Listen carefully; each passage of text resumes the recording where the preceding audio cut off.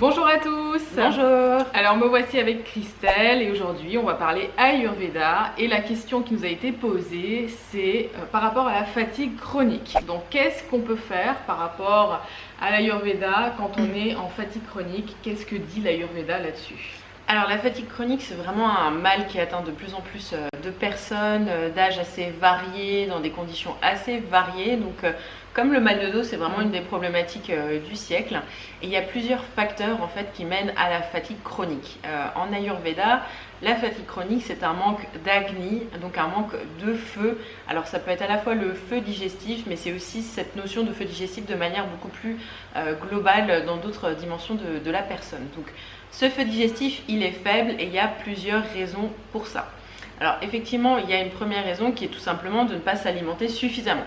Donc effectivement, si vous faites des régimes restrictifs, c'est sûr qu'il va vous manquer en fait des calories, de l'énergie. Voilà, il n'y a pas assez de bois pour faire fonctionner la chaudière, donc on peut effectivement arriver à un problématique de fatigue chronique. Alors c'est-à-dire qu'en fait, pour pouvoir bien digérer, il faut de l'énergie et donc il faut manger.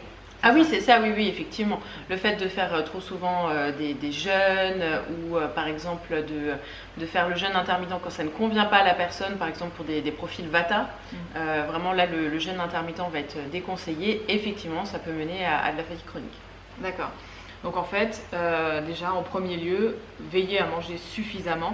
Mais après, qu'est-ce que c'est manger suffisamment? Parce que pour des personnes, c'est remplir son assiette de végétaux.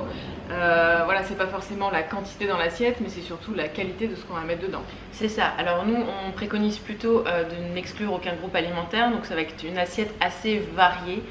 Et après, en fait, les proportions, elles vont vraiment dépendre de l'appétit de chacun. Il faut quand même respecter son appétit. Par contre, si vous faites partie des personnes qui ont un vrai petit appétit d'oiseau, et ben effectivement, vous allez manger des plus petites quantités, mais plus régulièrement dans la journée. Donc en gros, une personne qui a un petit appétit, il vaut mieux qu'elle aille vers des choses assez denses nutritionnellement et qu'elle évite de manger trop de légumes qui vont prendre de la place finalement dans son estomac et qui vont pas lui apporter énormément de calories. Oui, c'est ça. Il faudra en manger quand même des légumes bien sûr, mais c'est pas forcément ce qu'on va privilégier en premier. Voilà, par exemple, le fait de manger plus d'huile, ça va permettre aussi de ramener un petit peu plus de calories.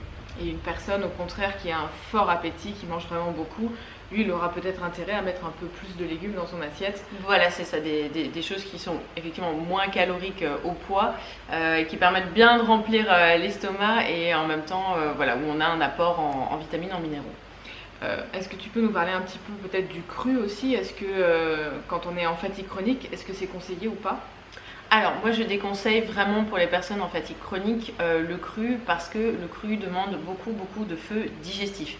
Donc si vous êtes déjà fatigué, il y a des fortes chances que votre digestion fonctionne assez mal et donc vous allez demander un effort encore supplémentaire à votre organisme en fait pour digérer du cru parce que ce sont des fibres qui sont assez dures et il va falloir en fait que votre système digestif arrive à extraire en fait tous les nutriments du cru. Donc c'est possible effectivement que pendant une semaine il y ait une amélioration suite effectivement au cru, mais après généralement c'est la pente descendante.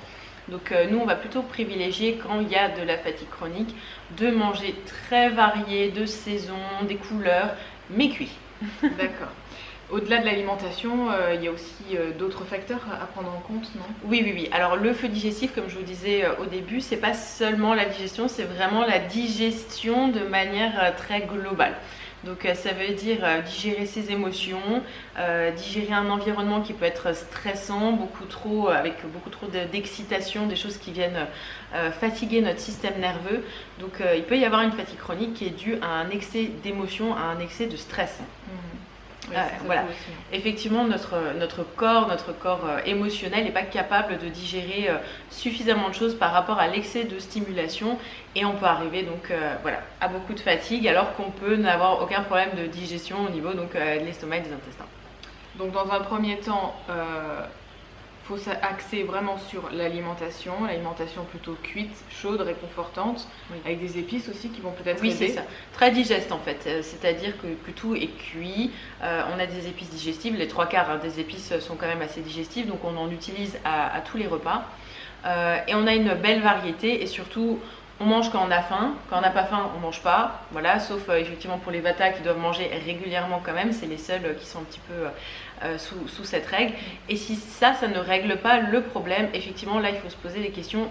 Si dans la sphère émotionnelle, si au niveau donc, de l'entourage, de la famille, etc., il n'y a pas des choses lourdes qui sont en train de se passer en ce moment, si vous n'êtes pas en train de couver un petit burn-out par hasard, et là effectivement on est plus sur de la fatigue vraiment nerveuse, où là bien sûr on peut faire des supplémentations dans les vitamines du groupe B, on peut manger un petit peu plus gras, etc.